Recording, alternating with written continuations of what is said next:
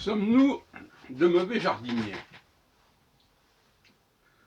C'est la question qui se pose pour notre génération, pour les suivantes, avec tous ces hommes qui sont chauves, qui perdent leurs cheveux. Et si l'on admet que les cheveux sont un peu notre végétal, en quelque sorte notre végétation, on se dit qu'il y a un problème. Comment expliquer cette calvitie épidémique, pandémique? Et donc, par conséquent, je me dis que celui qui, c'est une idée un peu fantaisiste sur le principe, je me dis celui qui n'a pas soigné, qui n'a pas réussi à maintenir sa végétation personnelle sur son crâne, ne peut pas être un bon jardinier. Parce que jardiner, c'est déjà commencer à jardiner sur soi-même, avec soi-même. Alors, je ne suis pas un spécialiste de la calvitie, mais je pense que une mauvaise hydratation, par exemple, peut générer de la calvitie.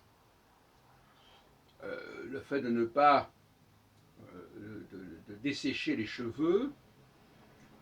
Pourtant, d'un autre côté, ce qui va à l'encontre de mon point de vue, c'est que beaucoup de gens prennent une douche tous les matins, et prenant une douche tous les matins, eh bien, normalement, ils aspergent leur chevelure. Mais peut-être qu'ils utilisent des produits toxiques dans ce sens. Peut-être qu'ils se savonnent trop les cheveux, peut-être qu'ils se shampooinent trop les cheveux, et peut-être que les cheveux ont simplement besoin d'être hydratés, d'avoir de l'eau, mais pas forcément des produits. Donc les produits que nous utilisons pour notre toilette, ou que beaucoup de gens utilisent pour leur toilette, sont peut-être la cause de cette calvitie qui sévit un peu partout, et dont j'aimerais bien qu'on nous explique la raison d'être. En tout cas, ceci dit en passant, ce qui est assez amusant, c'est que dans une époque où l'on parle de l'égalité entre les hommes et les femmes, jamais les différences physiques entre les hommes et les femmes n'ont été aussi marquantes. Et d'autant plus que les hommes laissent pousser très volontiers leur barbe. Donc on a l'impression que les hommes se démarquent, alors subconsciemment, de plus en plus des femmes, en même temps que l'on leur dit que c'est la même chose. Donc une sorte de démenti par l'apparence de cette affirmation. Chassé le naturel, il revient au galop. Et de la même façon, je dirais que la question du vieillissement n'a pas été résolue par le monde actuel. Je sais ce que je vais dire ne va pas plaire tout le monde, mais globalement, un homme de mon âge, alors je ne dis pas que nous, les hommes, nous ne vieillissons pas, mais ce n'est pas le même problème, est peiné par l'apparence des femmes, la plupart des femmes, qui vieillissent mal. Alors je ne sais pas pourquoi, on n'a pas trouvé le moyen de faire bien vieillir les femmes.